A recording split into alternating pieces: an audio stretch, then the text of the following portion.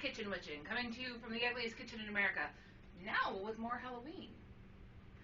So, I know it's been a long break this year. I tend to have to take summers off because it gets very warm in my house. I do not have central air, so I have to run my window air conditioners, and there's no windows in here, so I kind of have to set up a line of fans running, in here so I can make it cool enough so that I don't die of heat exhaustion or heat stroke, or whichever one of those you can die from. So it gets very warm, so I'm just like, it's just easier if I don't. So it's been a while, I know, but I'm back, hopefully regularly. My work schedule is very difficult. I love being a librarian, but it leaves me with not a lot of extra time to do other things. But I wouldn't trade it. I'm just trying to work everything in together as we can. Oh, and this happened this summer, by the way. Anyway, so what are we doing today? We are making bruschetta, which is, yes, the way that you pronounce it. I know in America everybody says bruschetta. It's not right. It's pronounced bruschetta. Anyway, okay. That went nowhere. Okay, so we're going to talk a little bit about traditional bruschetta, where it came from, the history, and make it a little bit more of a traditional way, and I use finger quotes because we'll get to that. And then we're going to make it the way I like to make it, which is not really bruschetta at all. It's just kind of a mess of stuff on some bread. Which I suppose you could say is technically bruschetta also. But, alright, so what we need is very simple, very tasty, and pretty filling. You're going to need some whole garlic cloves, lots of tomatoes cut up. If there's a little bit of liquid in there, that's fine too. Honestly, it kind of helps because it adds extra flavor. This is a really good thing to make in the summer because there's not really much cooking involved, so not a lot of heat, and it's a good way to use up all the extra tomatoes that you don't know what to do with. Also, olive oil. You're going to want some good olive oil, but, according to my grandmother, all olive oil is good olive oil. I mean, if you have the ability to buy some really good olive oil, spend some money on it, awesome, go do it. Look on the back label, make sure it's all sourced from one country, in the Mediterranean preferably. Give it a smell. Is it nice and fruity?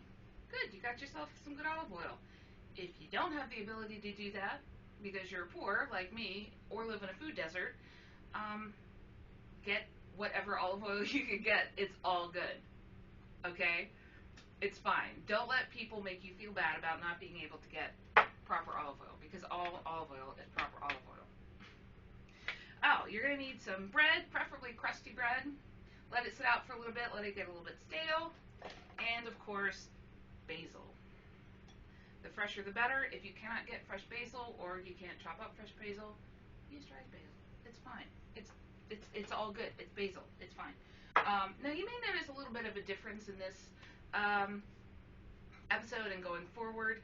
When I started this show, not this episode, the show specifically, I wanted to make sure to incorporate, people who didn't have the ability to go to farmers markets to source fresh produce,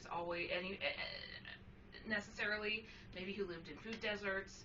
It's definitely an issue that I don't think I've thought about enough at the end of last year. I do use some funky ingredients sometimes, and I always talk about, well, you can find this on Amazon, or, I never assume that anybody has, regardless of what your income is, that you do not live in a food desert, that you're not me and you live 2 blocks away from a Martin's that has really good produce and access to a lot of things.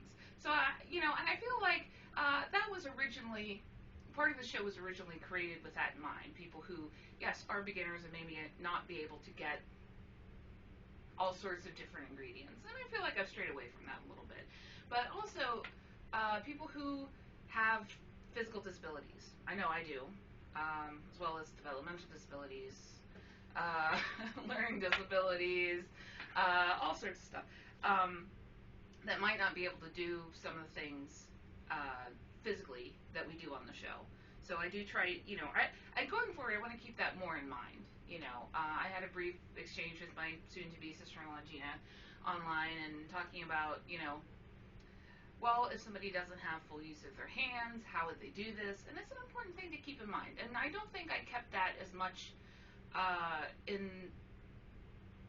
preparation for my shows in mind as much as I should have. So I'm going to try and do that going forward. So anyway, let's get to the show. Let's get cooking. So traditionally, and there's a big asterisk here, because ever since a bunch of tech billionaires were like, hey, let's invest all our money into AI, despite the fact that nobody wants it, let's just, and then they just pushed it on all of us, and now all of our search engines are terrible and it's impossible to find anything. So what little history I could gather up, being good at sourcing resources as I can. So as far as anybody knows, bruschetta, or crostini, as it's also known, sometimes there are regional varieties between them, is as old as olive oil and bread itself. People talk about ancient Rome, people talk about the Etruscans. Basically, it can be traced back in its earliest form to testing out batches of olive oil, pretty much. And basically what they would do is take some old bread, dip it in the olive oil, give it a taste. Was it good? Okay, well, this passes. That was our earliest form of bruschetta. Eventually, people were like, well, okay, we have all this really good olive oil on this bread. Let's stick some stuff on it. And thus, our the modern idea of bruschetta as we know it was born. So, and now when I say, traditional, in Italy, there are many provinces around. My family's Calabrese, everybody eats this differently with different toppings. So there is no one across the board Italian method of eating bruschetta. Because, some people put on mozzarella cheese, some people put on dried meats like prosciutto, salami. Some people don't put any vegetables on it at all. And there is a little bit of a translational issue, because in the United States, when we say bruschetta, we mean the toppings that you put on the bread. It's very wrong. Because in Italy, apparently, bruschetta means the bread and not the toppings. And the toppings change depending on where you are, which is actually very interesting. So if anybody comes up to you and says, you're not making bruschetta right, well, throw a tomato in their face, because they don't know. Because, nobody makes, if that's the case, nobody makes bruschetta right, even in Italy, apparently. Because there are just so many there are as many variations as there are regions. Which is great, which is super fun. But for today, when I say traditional, I don't mean actually traditional, because there is no real traditional Italian version. There's traditional to provinces and regions, but when we think of traditional bruschetta in the United States, we think of something very specific that we're going to make today. We're also going to make bruschetta, which, when I came up with this show, I never said that out loud, and it just sounds like I'm making, pronouncing spaghetti the way like a 4-year-old does. Bruschetta? I don't know. It doesn't sound right, but you know me, I love a good portmanteau. So we're going to make it a little bit different, and people are going to get mad at me because they think that bruschetta is something traditional, and it's not, and I'm going to destroy it completely. So that'll be fun. Let's get started. Okay, so in Italy, bruschetta comes from the word bruscare, meaning cooked over coals. Oh, I'm launching crumbs at myself. So, what we're going to do, I'm going to move my basket of tomatoes here. We're going to take some bread, and I happen to have a gas range here. If you do not have a gas range, You can use a toaster oven. You can put it in the toaster. You can turn on the oven and stick it in there on the racks. But you want to get this toasted. This has been sitting out. I bought a very nice loaf from Martin's on Friday, and it's been sitting out ever since. So it's nice and stale, exactly how we want it. Which, by the way, is also what you want to do when you're making French toast. Just a little tip there. All right. So, okay. Before we get too far, what we want to do is take our tomatoes, dice them up, or, if you can't get fresh tomatoes or you can't dice tomatoes, buy a can of diced tomatoes at the store. As long as they're like large chunks, dump them in a colander, rinse them out, you're good to go. Or don't, it's good to have that tomato juice in there too. That's always good too. But what we're going to do is set these to marinate in some olive oil. Actually, no, I need that for the bread. Olive oil! And we're going to take our fresh basil or dried basil, whichever. And honestly, this is all just about how much you want. It's not going to change anything. Cut up one tomato and a couple of basil leaves for yourself. Cut up, this is like 3, I think, for multiple people. It's just kind of however much you want. We're going to put about, this is just, I don't know, like a half a cup of basil leaves I chopped up roughly. And we're going to just pour some olive oil in there. Usually I like to not necessarily cover the tomatoes, but you definitely want a good bit in there. Okay. We're going to give that a stir. And you can make this ahead a little bit of time and leave it in the fridge. Let the flavors congeal. In fact, that's a really good idea.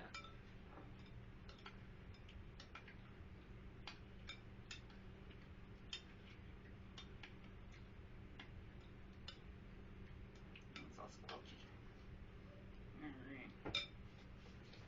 Crumbs all over me. Alright, we're going to let that just marinate a little bit.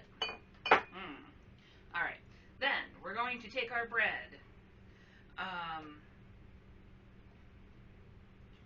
And you can do this in any order you want, thanks to what I said earlier about, search. I bought a very large, lovely loaf of crusty bread from Martin's that just has like a sort of a tough exterior. I bought that on Friday. It's been sitting out for a few days, so it's nice and stale, which, by the way, is exactly how you want your French toast to be before you make it. The bread for your French toast needs to be a little bit stale.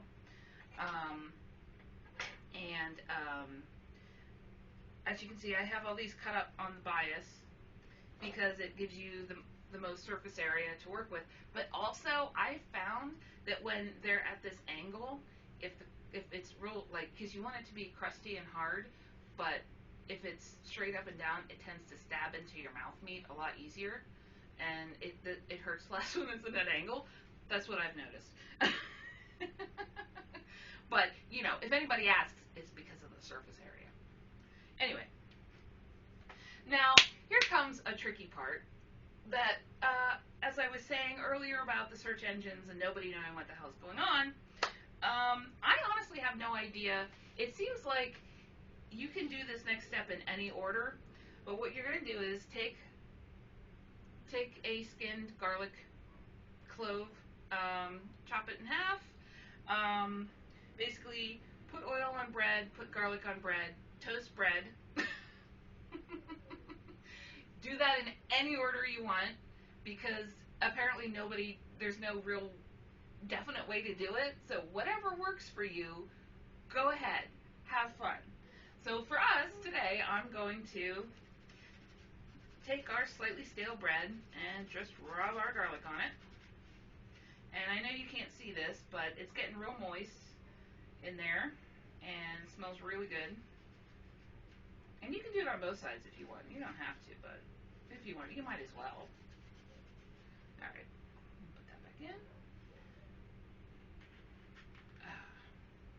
And then give it a nice brush with our olive oil. You want too much because you don't want it dripping while you're trying to cook, because it will start fires, not that I know from experience or anything. Alright, now we have our oiled garlicked bread.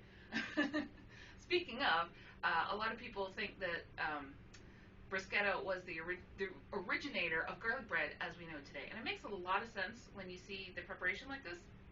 Okay, so the next step, you can use a toaster, you can use a toaster oven, you can put it in your oven on the rack and cook it. But we want to get this toasted, so what I'm going to do, thanks to my handy dandy gas range, is we're going to cook it on an open flame. Because the original term bruschetta actually comes from the word bruscare in Italian, which just means to cook over hot coals. So, since we don't have the ability to cook anything over hot coals in my kitchen without burning my house down, we're going to use the next best thing. An open flame provided by gas. But you know what? If you do not have a gas stove and you just don't want to risk, lighting your bread and your stove and yourself and possibly your whole house on fire, which, believe me, I understand, because I should not really be around fire. Just use the safer method. Just go electric. It's fine, really. But we're going to just kind of leave this here, rotate it around so it all gets toasted slowly, and keep it a nice ways above, or else it's going to get very burnt and very fiery. By the way, this is also the way that I cook hot dogs. It really, really works well. Like, boil them in a water if you want, but if you want some good flavor, some nice flame-kissed flavor, just, actually, this is what I use for it too. As you can see, we're getting some nice char on there. And it smells very good.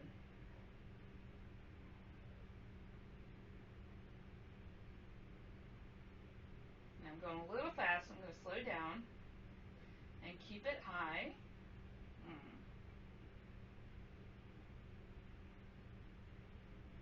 So we get a nice slow toast. Obviously, if you're making a bunch of these, and time is a factor, just stick them in the toaster oven. Seriously, it's fine.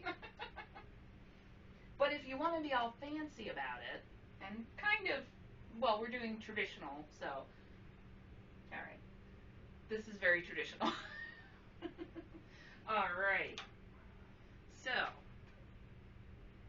actually, pop that off. And then, all you do is you take your marinating tomatoes and basil, and hopefully, I did not leave this out for a while. Normally I would just stick this in the fridge for a few hours before I made this, but I'm not going to do that here because, I'm trying to make a show and my camera battery sucks. So we're just going to be quick about it. But traditionally, I would have made this a few hours ahead and left it in the fridge for the flavors to really work in together. So what we're going to do is I'm going to take a little bit of the liquid, which is, hopefully, by this point, some of our lovely tomato drippings mixed with our olive oil. Just give it a quick once over. You don't want it to be drippy. And then strain out some of our topping.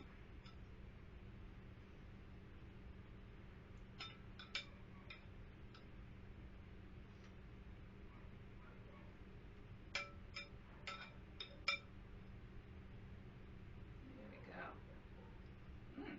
And then, make sure it doesn't drip.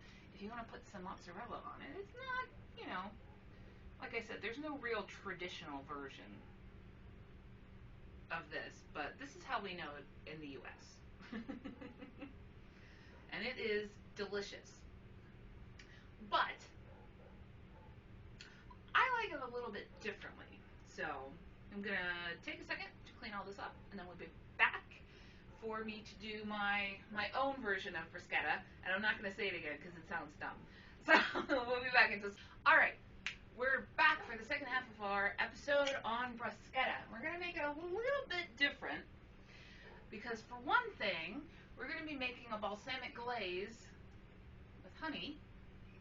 And I should have bought a new bottle of balsamic vinegar because, yeah, we don't have that much left. But also, we're going to be stacking it up a little bit differently. As you can see, we've got slices and butter.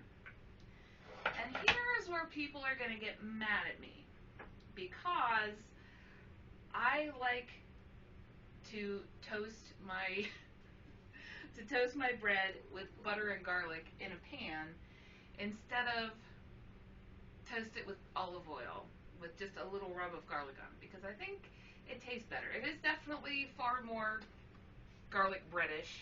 It definitely exposes me being an American who loves garlic bread. But, you know, everybody's going to get mad at me, but it really is good. So that's why I do it. So, before we get too far, we're going to go ahead and get started on our balsamic glaze. And really, making a balsamic glaze is easy. You stick some balsamic vinegar in a pan, cook it on medium heat for about 10 minutes until it goes down to about 2/3 or a half of the original volume. You cook some of the liquid out, and you have balsamic glaze. Now, I don't know if it's just me, but whenever I try to make a balsamic glaze, it tends to, the smoke tends to hurt my eyes really badly. You're not cooking it at too high a temperature if that happens. Well, I should say the steam coming off of it tends to hurt my eyes, and, you know, because it's just a big cloud of vinegar vapor. So it will do that. It's not pleasant to do, but it's delicious when it's done. So, well, and I, you know, being as I am always prepared for these episodes, forgot to scrub out my my large pan. So normally I would do this in something this size or larger. Just because of the surface area, it will help evaporate the liquid faster than it would in something like this. But I was not prepared, as usual. So we're going to be cooking it in this. So I would say make about a cup or so. Should have taken that out before I did this. And look at that. I have about a cup left in here. I guess I did plan well. Sure. Now, you can cook this down as is, but I like to add a little bit of honey when I make a balsamic glaze, or just when I use balsamic vinegar in general, because I think that it, especially with something like tomatoes, because I think the sweetness, the extra bit of sweetness really brings out a lot of flavor in the tomatoes. So we're just going to give it not very much. You don't have to do very much. Just a couple of squeezes in there, because the vinegar is already going to have a good bit of sweetness to it, so you don't want to overdo it. Alright, I'm just going to put this on the back burner. And we're going to put that on medium heat or medium-high heat, and it's going to take about 10 minutes to cook down. And make sure you give it a stir every now and then, especially to get the honey broken down early on. And also just to make sure that nothing, you know, sticks to the bottom of the pan.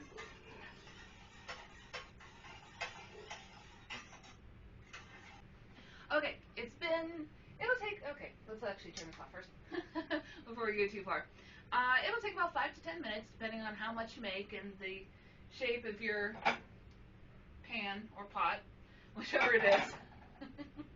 So we're going to let this cool, and you always want to be careful, especially when you're cooking something down that has a high sugar content, that you stop cooking it long before it looks like it needs to be stopped, because it will, the temperature will come down to room temperature and it'll thicken up, sort of like making gravy.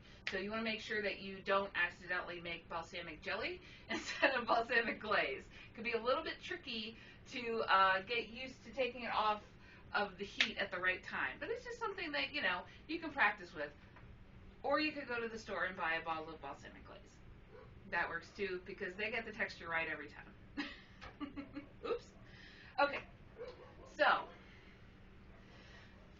going to start working on our bread. And here's where people are going to get mad at me. So we're going to take garlic clove, give it a couple of slices.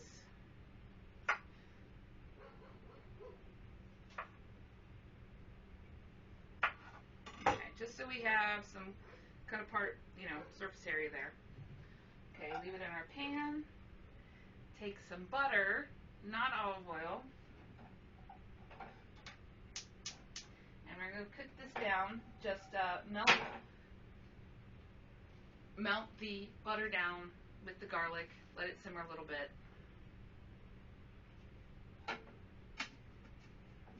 Make sure, okay, it's going to take a little bit of time. You don't want to go too high when you're cooking with butter.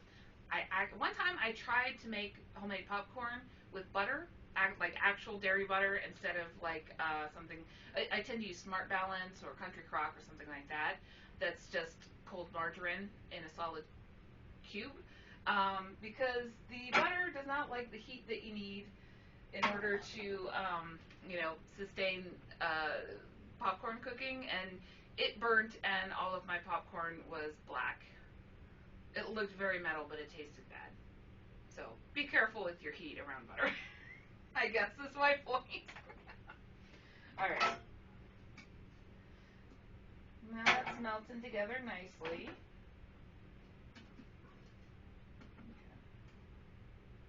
And hopefully you can see that.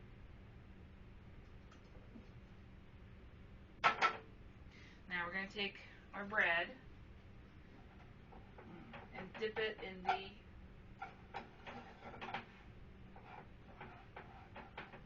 the butter. So it's going to be like garlic butter, basically. And it's not going to be perfect, and it doesn't have to be. And turn that back down. And then what we're going to do is take some cheese. See, the reason why I like to make it this way is because as good, as absolutely delicious as this is, anybody who's ever tried to eat it without having a plate under it knows how much of a mess it makes. So we're going to try and avoid that. Alright, so putting down our cheese. Then we have tomato slices. We're going to brush some oil on them.